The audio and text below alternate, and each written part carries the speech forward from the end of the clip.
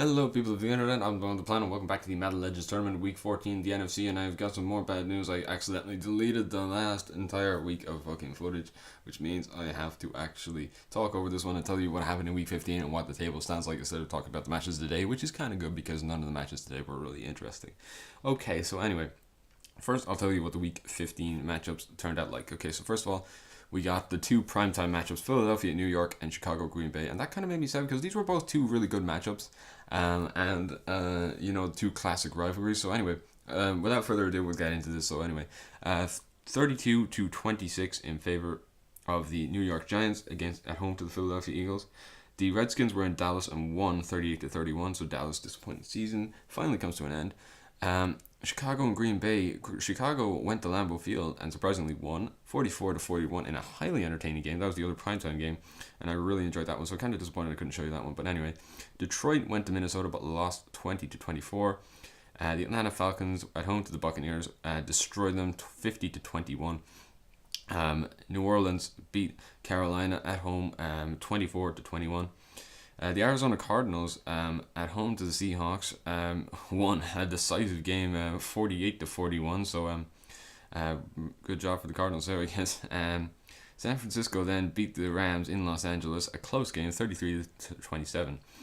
Okay, so anyway, that is it. I will now have to show you, or I'll now have to tell you what the table turned out like. So anyway, after all 15 games have been played, this is the table, so I'm actually pretty excited to read this out. So yeah, I'm finally done with the NFC. I no longer have to play any matches. All I have to do is just simulate them and pretend to commentate over them, make it look like I was actually there. But anyway, yeah. So anyway, 16th place, the Tampa Bay Buccaneers. My team, just so disappointing. I mean, I don't like to say it, but I can't say they didn't deserve it.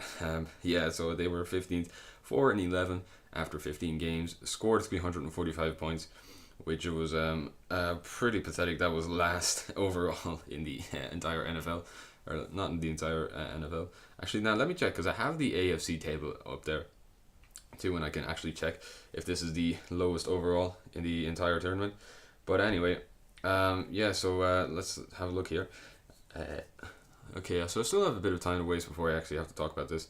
So anyway, yeah, AFC Legends, let's load that. Yeah, so I can actually, no, this wasn't the lowest in the entire NFL, but anyway. Yeah, so anyway, okay, moving on, because we gotta get talking with this one. Alright, so anyway, so yeah, Buccaneers disappointing. They also conceded 520 points, which is the worst in the NFL also, or worst in the NFC, at least. I'm not going back to the AFC anyway to check that. But anyway, 15th was the Arizona Cardinals, who after 15 games were 4-11 also, but they scored 355 points and conceded 485. So they had minus 130 points differential as opposed to the Buccaneers minus 175. So yeah. Anyway, 14th is a really surprising team, probably the most disappointing team in the entire NFL. I mean, I played the AFC, and I can tell you, actually, this is the most disappointing team in the entire NFL. The Dallas Cowboys, 6-9, 426 points scored, 499 conceded. I mean, that's worse than the Cardinals, like, you know, in terms of points conceded. So anyway, defense really let them down. It's minus 73. Yeah, so yeah, I really didn't like that one. Anyway, so Seattle Seahawks then, 15th, 6-9 also, but had a minus 41 points differential thanks to conceding 6 less points, 493, and scoring 452 points on offense total. So yeah, Seahawks, I kind of expected them to do a little better, but I'm a little less disappointed. 12th are the New Orleans Saints, kind of a team I would expect to be in and around this area. 480 points conceded and 469 points. 480 points scored, 469 conceded, so they had a positive points differential of 11. So good job from the Saints anyway. Anyway, so Los Angeles Rams, who were 7-8 after 15 games. Oh yes, Saints were 6-9 by the way. I don't know if I mentioned that. Anyway, yeah, so Rams were 7-8. 419 points scored, 410 conceded, so 9 points positive differential. So yeah, good job from the Rams, I guess. They could have done a bit better, but anyway, yeah, that's I suppose they still did really well considering. Anyway, so yeah, Minnesota Vikings were also 7-8. They were 10th, but they had scored 424 points and only conceded 400. A 24 points positive differential. So anyway, yeah, good job from the Vikings. Could have expected them to do a little better because there are some teams up here that I really didn't expect to do as well at all as they did. But anyway, yeah. So one of those teams was the Carolina Panthers. I expected them to be near the bottom, but they did very well to hold it at mid-table. They were 7-8, scored. They conceded 406 points, so 6 more than the Vikings, but also scored 435 points. So they had a plus 29 points differential. So that just shows you how important the points differential is. So yeah. Anyway, as far as that goes, the Seahawks or the Panthers were ninth. So yeah. Anyway, eighth Philadelphia Eagles. First team with a winning record. 8-7. They were 421 points scored, 440 conceded for a minus 19 points differential. Not the last minus points differential. We'll see, but and we're gonna keep going anyway. Yes, the Eagles did well. This is kind of where I expected them to finish. So yeah, well done to the Eagles. Seventh, the Atlanta Falcons. 15th, 8-7. 447 points scored and 419 conceded for a positive 28 point differential. So anyway, yeah. This was really good from the Falcons. I didn't expect them to do it all this well, but yeah, they did it well anyway, and I suppose I have to give them credit where credit's due. Sixth is the Chicago Bears, who I expected to be near the top two. So yeah, this is a good season for them. 9-6, 435 points scored, but 450 conceded. So they have a minus points differential of 15. But I guess it's just because they won the game. The games they won, it was very close, and the games they lost were typically by landslide margins. But anyway, I guess.